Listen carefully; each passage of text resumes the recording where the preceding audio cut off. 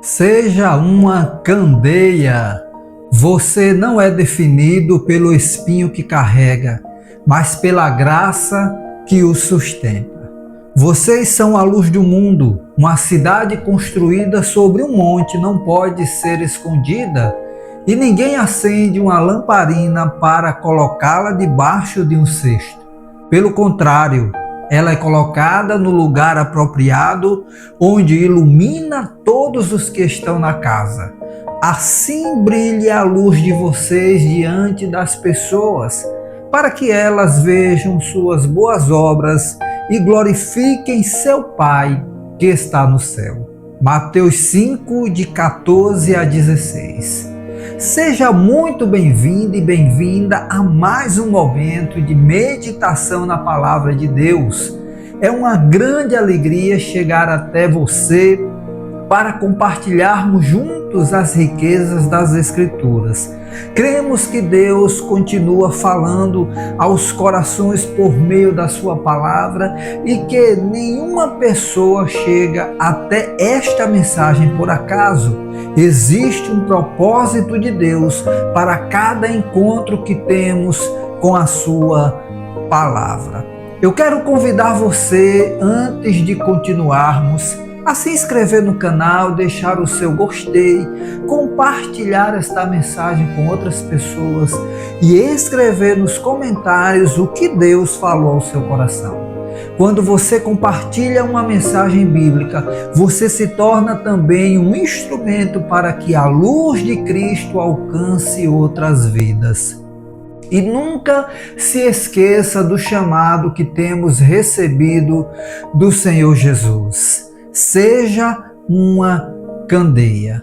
Deus não acende a luz da sua presença em nós para que ela permaneça escondida.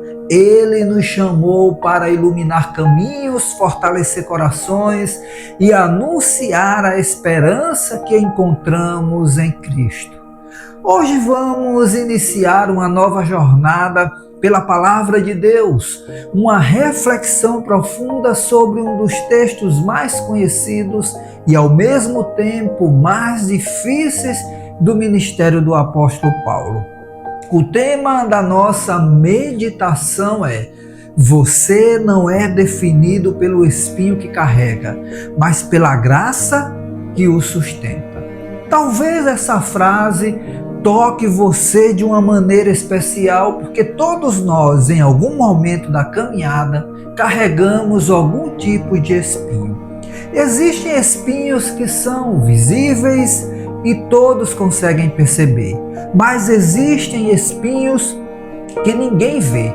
São dores escondidas atrás de um sorriso, são batalhas enfrentadas no silêncio da madrugada, são lágrimas que não chegam aos olhos das pessoas, mas chegam diante do trono de Deus.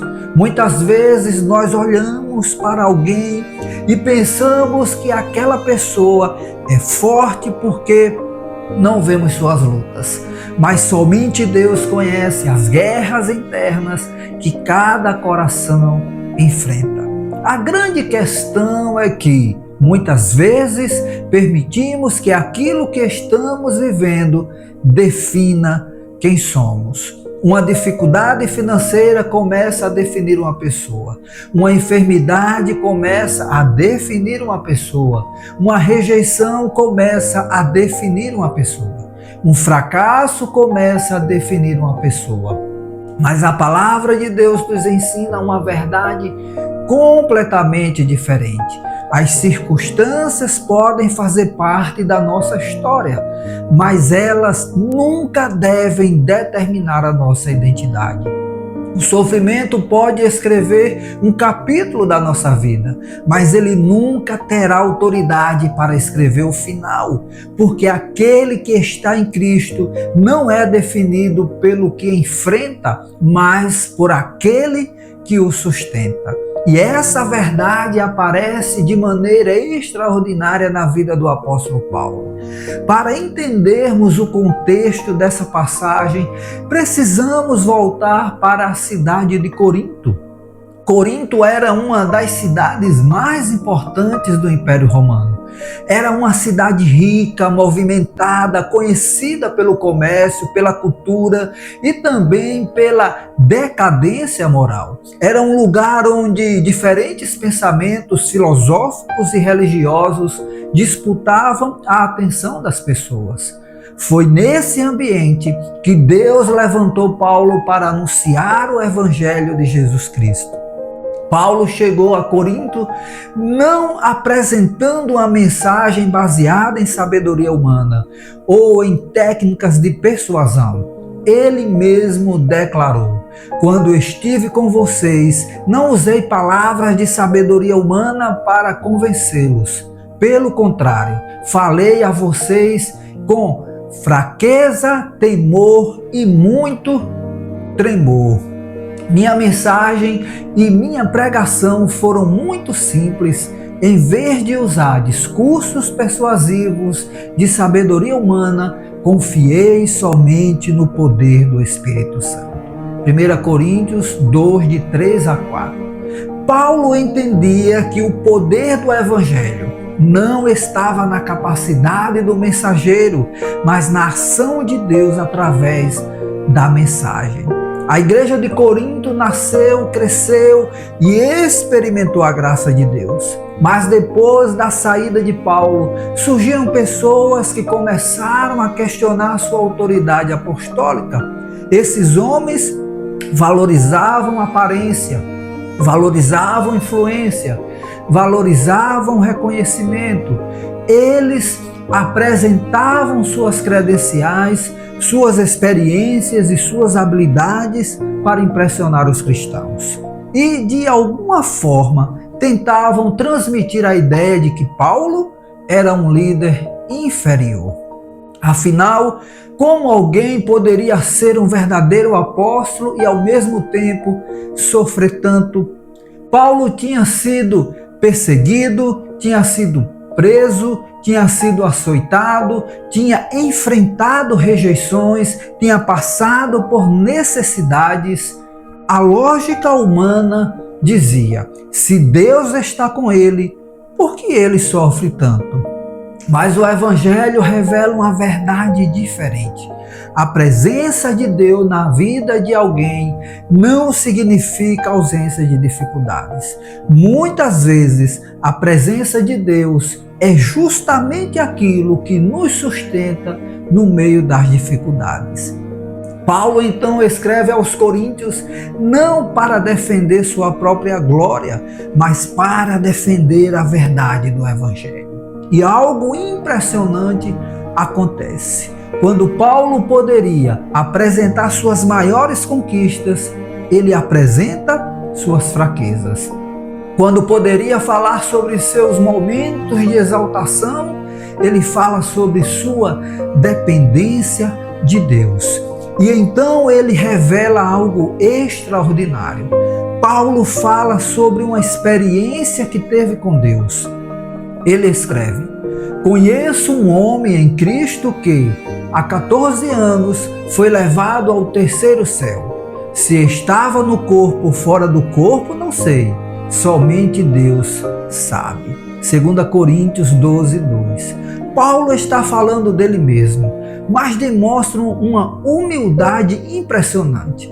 Ele não coloca o foco nele. Ele não transforma sua experiência em uma plataforma de autopromoção. Ele simplesmente reconhece que Deus lhe permitiu experimentar algo extraordinário.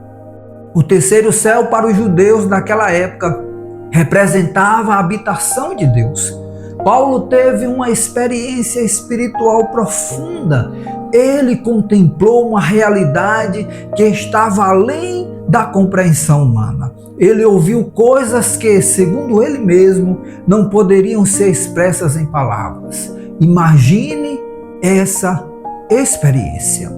Um homem que antes perseguia a igreja, um homem que tinha sido transformado pela graça de Cristo, um homem que agora podia contemplar uma dimensão da glória de Deus que poucos homens experimentaram.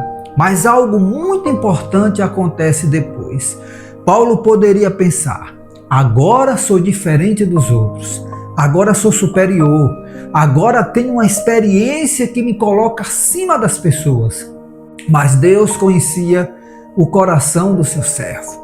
E Deus sabia que até mesmo uma bênção poderia se transformar em motivo de orgulho. Por isso Paulo continua: para impedir que eu me tornasse orgulhoso, foi-me dado um espinho na carne, um mensageiro de Satanás para me atormentar e impedir que eu me tornasse orgulhoso. 2 Coríntios 12, 7. Que declaração profunda! Paulo recebeu uma revelação extraordinária, mas também recebeu uma limitação dolorosa. Ele conheceu a glória do céu, mas também conheceu a realidade da fraqueza humana. Ele experimentou momentos de grande intimidade com Deus, mas também carregou uma dor persistente. E aqui está uma das maiores lições dessa passagem. Nem sempre aquilo que Deus permite permanecer em nossa vida significa ausência de amor. Às vezes é justamente uma ferramenta da sua graça para nos manter dependentes dele. Paulo chama aquilo de espinho na carne. A palavra utilizada no texto original é skolopes. Essa palavra não descrevia apenas um pequeno incômodo. Ela poderia significar uma estaca afiada, algo pontiagudo, algo que causa dor intensa. A imagem apresentada por Paulo é de algo persistente, algo que incomodava, algo que ele carregava, algo que o lembrava constantemente de sua necessidade de Deus. E é aqui que surge uma pergunta que atravessou gerações. O que exatamente era esse espinho na carne de Paulo? Durante séculos, estudiosos têm buscado compreender essa questão. Alguns defendem que era uma enfermidade física, outros entendem que eram as perseguições constantes que Paulo enfrentava. Há também aqueles que interpretam como uma luta espiritual ou uma aflição interna. Existe ainda uma interpretação que entende que Deus não revelou especificamente o que era, para que todos os cristãos pudessem se identificar com essa passagem. Mas essa será a nossa próxima reflexão, porque mais importante do que descobrir qual era o espinho de Paulo é compreender por que Deus permitiu que ele permanecesse. A grande pergunta não é apenas qual era o problema de Paulo. A grande pergunta é qual era a resposta de Deus para Paulo. Porque o maior ensinamento desse texto não está no espinho, está na graça. Paulo descobriu que existe uma força maior do que a ausência da dor. Existe uma presença maior do que o problema. Existe uma graça que sustenta quando nossas próprias forças acabam. E talvez hoje Deus esteja falando exatamente com você. Talvez você tenha chegado até aqui carregando um espinho. Talvez você tenha pedido muitas vezes: Senhor, tira isso de mim. Mas hoje Deus deseja lembrar você: você não é definido pelo espinho que carrega. Você é definido pela graça que o sustenta. Então, nesta primeira parte da nossa meditação, aprendemos que Paulo foi um homem profundamente usado por Deus. Mas isso não o tornou imune às dificuldades. Ele conheceu o terceiro céu, mas também conheceu o espinho. Ele experimentou revelações extraordinárias, mas também precisou aprender a depender diariamente da graça.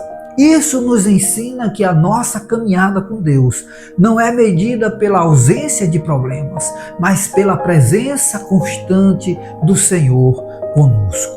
O espinho fazia parte da história de Paulo, mas não era a identidade de Paulo. A identidade dele estava em Cristo. E essa mesma verdade permanece para nós hoje. As lutas que você enfrenta podem fazer parte da sua caminhada, mas elas não definem quem você é. Deus continua trabalhando. Deus continua sustentando. Deus continua escrevendo a sua história. Vamos orar em nome de Jesus. Feche seus olhos. Senhor nosso Deus e Pai, nós te agradecemos pela tua palavra, porque ela nos ensina verdades que fortalecem a nossa alma. Hoje aprendemos com a vida de Paulo que grandes experiências com o Senhor não significam uma vida sem dificuldades. Aprendemos que podemos enfrentar espinhos, mas nunca estaremos sozinhos. Pai, ajuda-nos a não permitir que as dores, limitações e circunstâncias definam quem somos. Que a nossa identidade seja firmada em Cristo. Fortalece, Senhor, aqueles que estão enfrentando lutas silenciosas. Sustenta aqueles que estão cansados. Renova a esperança daqueles que pensam em desistir. Que possamos compreender que a tua graça é suficiente e que o teu amor permanece conosco em todos os momentos. Assim nós oramos em nome de Jesus. Amém. Muito obrigado por acompanhar esta primeira parte da nossa meditação. Que esta palavra tenha fortalecido o seu coração e lembrado você de uma verdade poderosa.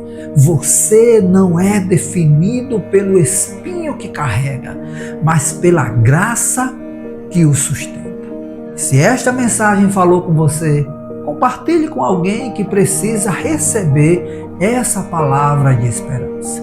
E continue acompanhando a próxima parte desta reflexão, onde vamos aprofundar as 4 principais interpretações sobre o espinho na carne de Paulo e entender por que Deus escolheu revelar a sua graça e não simplesmente remover a sua dor. E nunca se esqueça, seja uma candeia. Eu sou o pastor Varley Santos e o objetivo deste canal é anunciar o Evangelho de Jesus Cristo, a palavra de Deus. Deus te abençoe e até a nossa próxima oportunidade.